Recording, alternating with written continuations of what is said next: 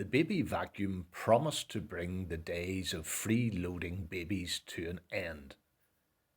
It would be achieved by placing a large motor capable of producing suction into a baby grow, and the natural desire of infants to crawl around the floor would enable them to do housework.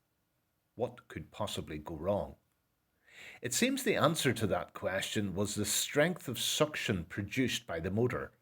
It was much more powerful than it needed to be for merely picking up tiny bits of dirt and fluff. Within days of the product being sold, parents were horrified to discover that the baby vacuum was more like an anti-gravity device, which enabled their little bundle of joy to climb up walls. But the babies didn't stop there. Driven on by their strong desire to crawl, they continued up the wall and onto the ceiling, where they would hang upside down, giggling at their open-mouthed parents. This was a worrying development, as it turns out, because parents are responsible for the safety of their children, and so are expected to at least attempt to get them down unharmed. Parents tried several different methods, but the quickest way undoubtedly was to use the long shaft of a brush to press the power button, turning off the motor and therefore the suction. Of course, it was important for the parent to only do so when they were standing directly below the ceiling attached child. It also proved helpful if at least one of the parents had large hands and didn't suffer from butter fingers. Although fraught with danger, the power off technique was nevertheless the much preferred option to the mind-numbingly boring alternative, which was to wait below the baby until the batteries ran out, a process that could take minutes, hours, or even days. As you can imagine, thousands of parents missing work and being forced to stay at home while waiting for their baby to drop from the ceiling was far from ideal. It was not long until businesses told parents that they would not be paid for the time they spent at home playing catch the child. To try to make up for the money they were losing, parents organised baby drop competitions. They would invite strangers into their home and charge each an entry fee. Half the money would go into a prize fund, with the parents keeping the rest. The winner of the prize was the person who successfully caught the baby. The competitions proved very popular and actually led to increased sales of baby vacuums. However, that all changed when one bright spring morning people awoke to a worrying news report. Spider baby knocks out parent. The story behind the headline was a combination of bad luck and bad judgment, involving a father who had opted for the quick solution by pressing the power button on the baby grow with a broom handle. At that exact moment, his mobile phone rang, and without thinking, he tried to answer it. In that split second, he forgot about the baby directly above his head, which, with no suction to stay attached to the ceiling, was now falling rapidly. In these unfortunate circumstances, a normal-sized baby would have probably caused little harm, but alas, Egbert Plumpkin was no such baby. He had inherited extraordinary weight and size from his mother's side of the family, who had a long history of winning throwing competitions due to their larger body mass. It didn't matter whether they were throwing javelins, Wellington boots, or trees. Their giant frames always gave them an advantage. No doubt Egbert was destined to follow in this fine sporting tradition, as his incredible weight saw his parents fondly refer to him as Breezeblock.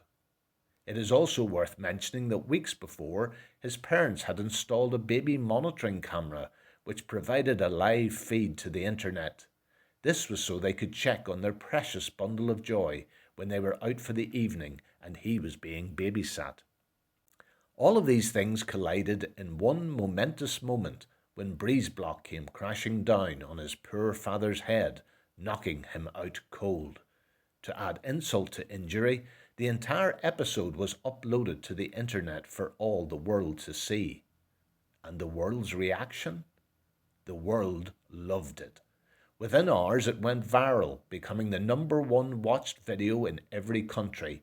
This made Mr. and Mrs. Plumpkin very happy, as money poured into their bank account for every 1,000 views. Being sensible people, they made immediate use of their newfound wealth by investing in a reinforced pram for Egbert and a motorised wheelchair for the father. But this was not the end of the story. This freak accident captured on video led to the name Spider Baby being on everyone's lips. More worryingly, the sudden wealth of the Plumpkins had given other parents an idea for making money. Lots of money.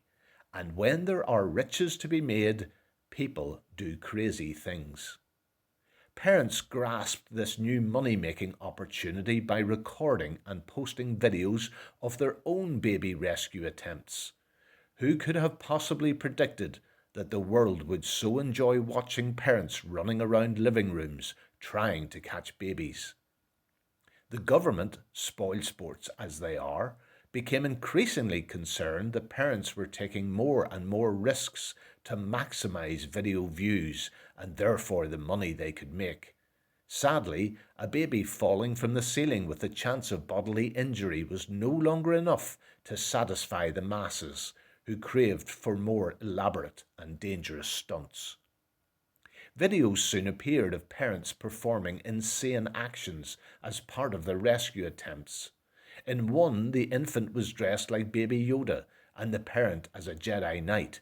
The parent had blindfolded themselves with the intention of using the Force to judge the precise moment the baby would fall. It was only through sheer luck that the Baby Yoda in our story escaped unharmed. When the batteries died and the baby fell from the ceiling, the blindfolded parent had no clue and was facing the wrong way. Fortunately, the infant plopped safely into the hood of his Jedi robes. Playful giggles filled the room, alerting the father, who removed his blindfold only to find no trace of his child. It would be nearly 30 minutes before he finally discovered the hooded hideout. The video was hilarious and once again resulted in millions of hits, generating vast riches for the family. Madness had now well and truly taken over, evidenced by a wave of ever crazier videos appearing. A trend even became established in which parents decided against using their hands altogether. This stunt required impeccable timing, as it involved pushing something under the baby at the precise moment it began to fall. Parents were using a wide variety of items, such as mattresses, prams, or even bizarrely in one case, a hamster wearing swimming shorts. No idea was too far-fetched or outrageous.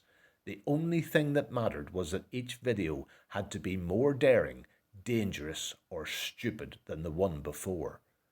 This point is illustrated by the fact that the final video uploaded to the internet featured a baby falling through a fiery hoop and landing on a blindfolded rabbit, playing the harmonica while riding a one-wheeled roller skate over broken shards of glass.